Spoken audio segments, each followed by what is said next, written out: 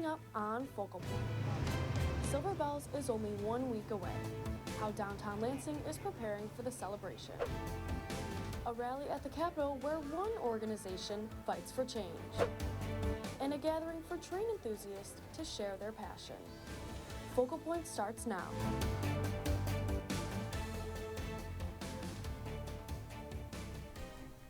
Good morning and welcome to Focal Point. Today is Friday, November 10th. I'm Delaney Rogers. And I'm Kelsey Woodall, and we are officially 1 week away from Silver Bells in the city. And that's how we're starting today's show. Focal Point's Ethan Hunter is live outside of downtown Lansing to give us a look at the celebration that's coming together. Ethan?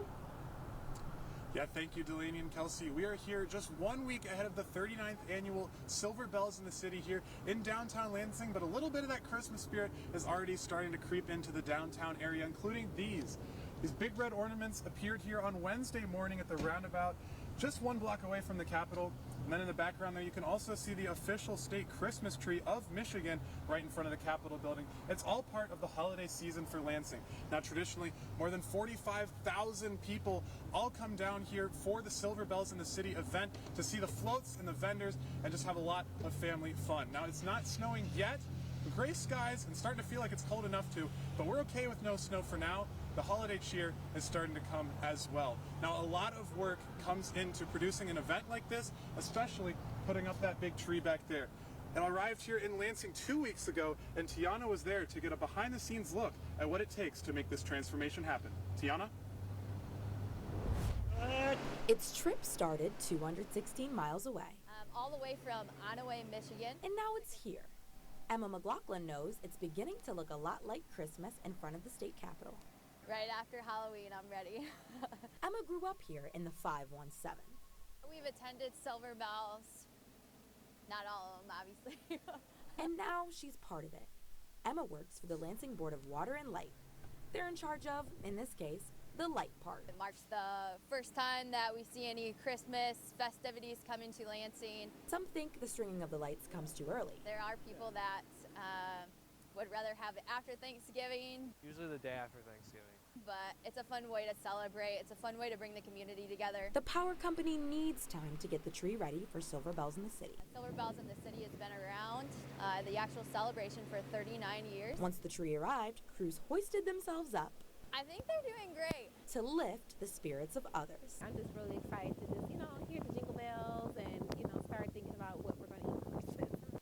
For Ruby Boykin, who happened to be walking by, it's special. It's like, what is going on over there? Then I saw some lights, so really getting excited. Ruby can't help being excited. After all, I actually got proposed to in front of the tree, so that's a fun fact for myself. And how many lights, you may ask, does it take to give the tree such a romantic glow? I don't know, maybe like 250,000 or something. A little lower. Possibly 1,500. There are 190 lights on each of these pools, and they're using a lot of them. A lot, as in 6,000 lights being hand-strung and wired through each branch. Oh, wow. I would definitely say that's a lot of lights. Lots of lights, no ornaments. But you can find those now 1 block away, so big they needed a crane to place them. In the rain. But Emma remembers. Yeah, I was here. It was freezing. Anything is better than last year. Thanks, Tiana and Ethan. Those who were there last year remember it was 20 degrees and about a foot of snow. So not to jinx it, but it's seeming like the weather is more tame this year.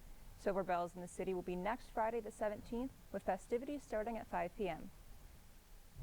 It was a cold and snowy one last year for sure, but mid-Michigan did get its first measurable snow already this year. And typical for us, it came on Halloween. Focal Point's Sarah Polis says it didn't stop any young person from wearing the costumes they intended.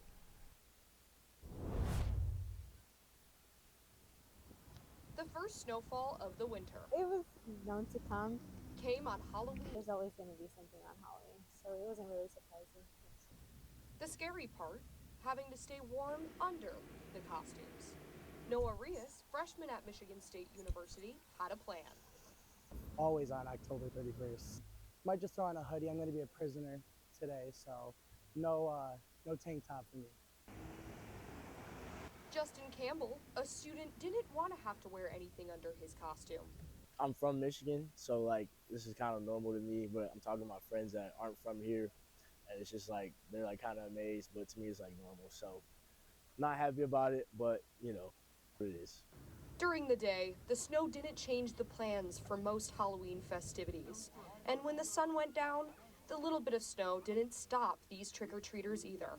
With Focal Point News, I'm Sarah Polis. So looking ahead at the weather around here, forecasters say there won't be any measurable rain or snow for the next 8 days, which means the weather for Silver Bells next Friday, fingers crossed, looks good. And now for news from the Michigan State campus. The Spartan community gathered at the Rock Tuesday night to honor a Spartan killed in Gaza. Students joined together to paint Tarek Thabit's name on the rock. Thabit and his family were killed in a bombing on October 29th. Thabit was a Humphrey Fellow at MSU from 2021 to 2022. He studied economic development and wanted to empower entrepreneurs in developing countries, including his native Palestine. Speakers at the vigil remembered him as a good friend, dedicated scholar, and loving father.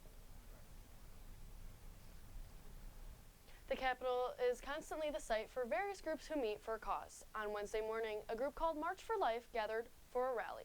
Focal Point's Donovan Scott was there and tells us they met to bring awareness to Michigan's abortion laws.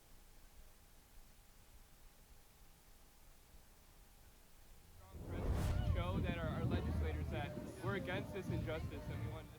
Even on a cold and windy Michigan morning, thousands gathered at the Michigan Capitol. Rights in Michigan. Let me hear you say. For the March for Life. You can see it's cold, it's rainy, and look at all these people here who are willing to sacrifice for the unborn. November 8th is the one-year anniversary of the passage of Proposal 3, and that's why we've decided to do this today. Proposal Amber Roseboom, the vice president of Michigan Right to Life, says their fight is not over. We stand with them in the storm to help them make a choice for life. State legislator Gina Johnson showed her support at the rally. It shows you how much people care. This is the caring community that Americans really are. A culture of love, a culture of life in Michigan. Let me hear you say yes. And sometimes pouring rain, the group made sure their supporters stay engaged. Last night, the Senate voted to remove the ban on partial birth abortion. They've gone too far. Enough is enough. And the truth is, every life matters. From the Capitol, Donovan Scott, Focal Point News.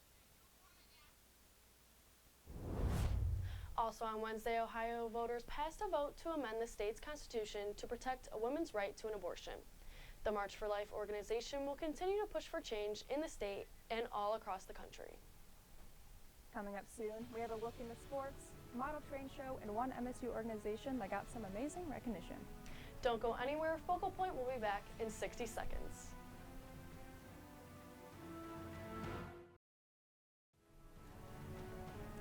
Welcome back to Focal Point. The air is getting colder, which means football season is winding down and basketball season is heating up. Let's send it over to the Spartan Sports Report for the latest. Welcome into the Spartan Sports Report desk. Here with the sports on campus this week, I'm Olivia Klinsky. And I'm Brendan Bomarito. It was a roller coaster week, top of the national championship, so let's get right into it.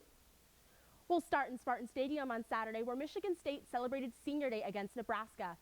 Early in the second quarter, Nebraska scored the game's first touchdown on a run by quarterback Henrik Harburg. Michigan State would respond with a touchdown drive of their own, ending with Caton Hauser finding Christian Fitzpatrick for his first touchdown of the year. Later in the game, MSU's Sam Levitt fired a 25-yard touchdown to Montori Foster to extend the Spartans' lead to 10. MSU held on in the second half to earn the victory. It's interim head coach Harlan Barnett's first victory as head of the program. They travel to Columbus to take on Ohio State in primetime tomorrow night. The Michigan State tennis doubles pairing of Ozan Barish and Max Sheldon competed in the Intercollegiate Tennis Association's Fall Championship this past week.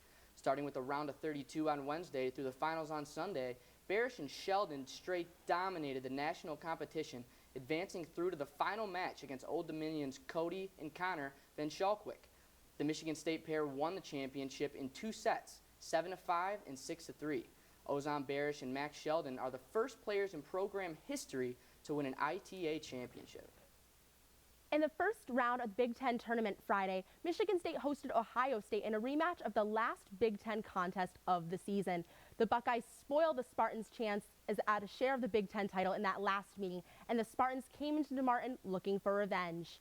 Both teams struggled to get shots on goal as each showed stifling defense in the first half, which ended 0-0.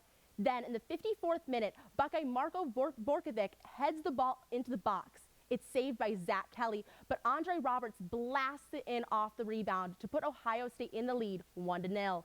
The Buckeyes would hold out to win, and the Spartans await the NCAA tournament draw to see if their season will continue. Men's basketball, women's basketball, and wrestling started their seasons this week as well. So as we get into winter sports, we'll have all of the coverage right here. From the Spartan Sports Reports desk, I'm Brendan Bomarito. And I'm Olivia Klinsky. Back to the studio.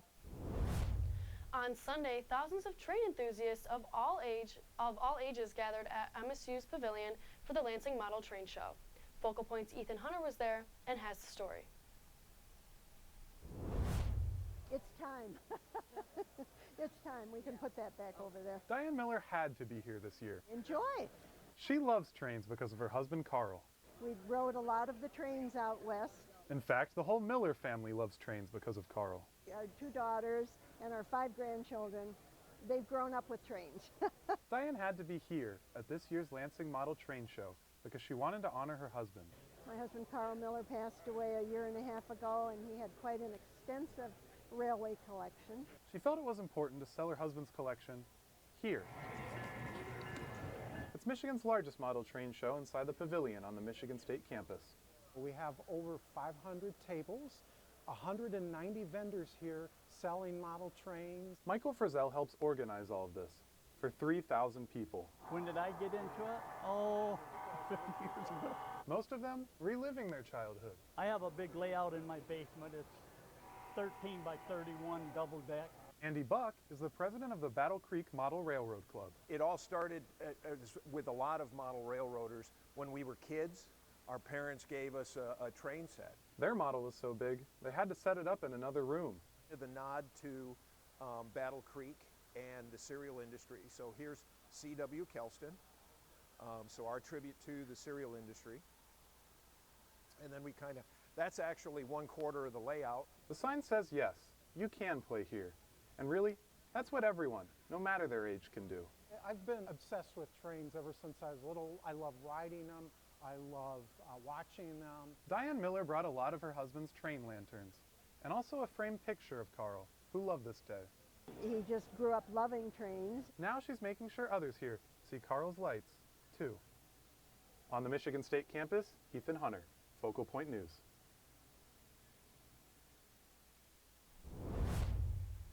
Now that looks like a lot of fun, and what a great tribute to Carl. And I don't know if you've ever been to a train show, but it's story after story after story like that. Thanks, Ethan, for showing us one of them. More than music, the slogan of MSU's radio station, Impact 89 FM. This phrase has proven itself to be true after the station was recognized on a national level. I was lucky enough to join them last week in Georgia. In the Big Peach, students from around the country met in Atlanta and set a downtown ballroom for the CMA Awards. But not the CMAs you might be thinking of. These awards were not for country music, but for college media. And we're just really listening to a lot of journalists and people successful in the field of broadcasting and hearing about their experiences. And Tessa Kresh works as the senior news producer for MSU's Impact 89 FM and loved the chance to network with 1,000 other aspiring journalists. It's been a very educational, fun, and rewarding experience. Claire Barcarella joined Impact's group in Atlanta. From these sessions, I've been able to take away so many new skills that I'll definitely be able to apply to my job, whether it's writing, producing, reporting, audio, any of that. I've learned so much. Impact 89 FM placed in 7 categories. My personal project has got second place for Division I Best Podcast, which was really, really exciting. It was just an honor to be a finalist at all. Not only did they do well in audio categories, but station-wide categories too. So Impact received first place for Best Website for Division I, and we were also an honorable mention for Station of the Year. The radio station placed in sports, advertising, and audio categories. Well, I got to text all my friends and my mom. I was like, hey, look at this.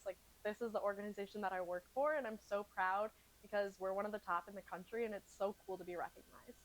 Although they are just students now, they're putting in the work at Michigan State and will be the future of journalism. For Focal Point News, I'm Delaney Rogers. Congratulations, guys. Impact not only won Best Website in the Nation in Atlanta, but the College Broadcasters Conference in Orlando last month, too. That's all the time we have for today. I'm Delaney Rogers. And I'm Kelsey Woodall. Thanks for watching Focal Point and have a great weekend.